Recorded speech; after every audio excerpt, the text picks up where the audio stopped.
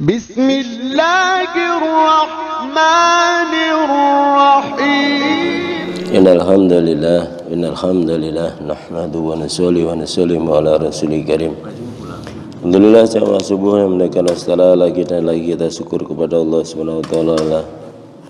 Karena dengan kasih sayangnya, taufik dan hidayahnya, hari ini saat ini Allah mudahkan untuk melangkahkan kaki kita mendatangi seruan muazin yang hakikatnya adalah seruan Allah Subhanahu wa taala.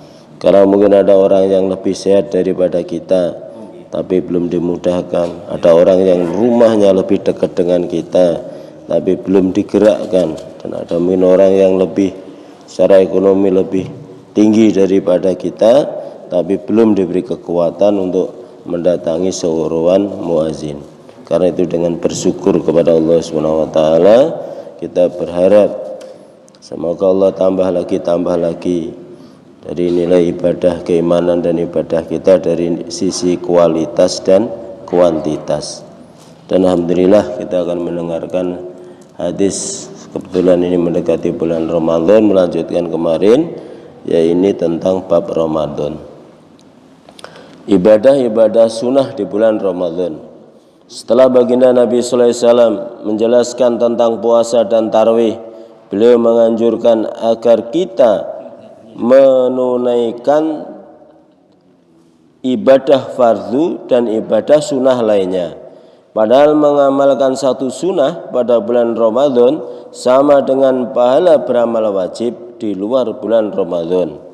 Pahala menunaikan satu amalan wajib pada bulan Ramadan sama dengan pahala menunaikan 70 amalan wajib di luar bulan Ramadan.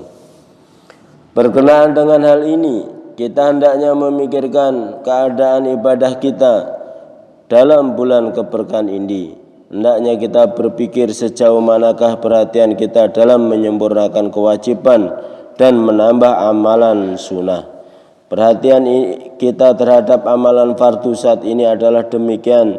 Kebanyakan di antara kita meneruskan tidur setelah sahur sehingga mengqadha salat subuh. Setidak-tidaknya tertinggal salat berjamaah. Seolah-olah itu cara kita mensyukuri makan sahur. Ibadah wajib yang sangat perlu diperhatikan, malah kita qadha atau paling tidak kita kurangi. Padahal para ulama berpendapat bahwa sholat tanpa berjamaah adalah suatu kekurangan. Bahkan baginda Nabi sallallahu alaihi wasallam bersabda bahwa seolah-olah tidak sah sholat mereka yang tinggal di sekitar masjid kecuali dikerjakan di masjid. Tertulis dalam kitab Mazairil Haq bahwa barang siapa sholat tidak berjamaah tanpa uzur, kewajiban sholatnya sudah terpenuhi namun ia tidak mendapatkan pahala sholatnya. Demikian juga dengan sholat maghrib. Biasanya ketika itu orang sedang sibuk berbuka puasa sehingga seringkali banyak orang yang tertinggal rakaat pertama atau takbir pertama mengenai sholat isya karena ingin mendapatkan fadilah mengerjakan sholat tarawih. Banyak yang mengerjakan sebelum waktunya. Demikianlah amalan kita pada bulan Ramadan. Karena ingin menunaikan satu amalan wajib, kita menyia-nyiakan 3 amalan wajib lainnya. Inilah yang paling sering terjadi. Sedangkan sholat zuhur karena tidur sebelum zuhur qailullah, kita tertinggal sholat berjamaah zuhur. Begitulah juga dengan sholat asar. Karena sibuk mempersiapkan makanan untuk berbuka, kita tertinggal sholat asar berjamaah. Itulah yang mestinya kita pikirkan. Sejauh manakah kita menunaikan kewajiban-kewajiban pada bulan Ramadan yang penuh berkah ini. Jika yang wajib saja begitu sulit untuk diamalkan, bagaimana yang sunnah dapat diamalkan? Sholat isyraq dan sholat duha pada bulan Ramadan sering kita tinggalkan karena tidur. Apalagi sholat awabin karena sibuk berbuka dan khawatir dengan sholat tarawih yang panjang, akhirnya sholat awabin ditinggalkan.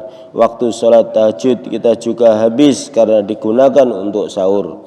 Apabila demikian, kapankah akan ada kesempatan untuk melakukan sholat sunnah? Semua ini terjadi karena orang tidak memperhatikan atau tidak ingin mengamalkannya. Sebuah syair berbunyi, jika tidak ada kemauan, beribu-ribu alasan dapat engkau kemukakan. Namun demikian, betapa banyak hamba Allah Subhanahu wa taala yang sempat memanfaatkan kesempatan yang amat bernilai ini. Itulah dalam salat didengarkan untuk persiapan bulan Ramadan, amalan-amalan apa yang harus kita lakukan. Alhamdulillah, ini sudah suasananya Ramadan juga sudah mendekati kita. Dalam satu mafhum hadis sampaikan, barang siapa senang dengan datangnya bulan Ramadan, maka diharamkan mereka untuk masuk nerakanya Allah SWT. Karena insya Allah kita senang memikirkan persiapan untuk Ramadan, apa yang bisa kita lakukan, kita lakukan. Untuk taklim ini Pak perlu juga dilaksanakan, apalagi nanti bulan Ramadan. Kita banyak mendengarkan hadis-hadis keutamaan bulan Ramadan, sehingga di rumah kita ini juga kita bacakan taklim, atau mungkin di kantor-kantor, sehingga tiap hari kita ada pemasukan perbendaharaan hadis, satu hadis atau dua hadis, sehingga akan menambah nilai keimanan, nilai amalan kita dari sisi kualitas dan kuantitas. Yang membaca baik, yang mendengarkan baik,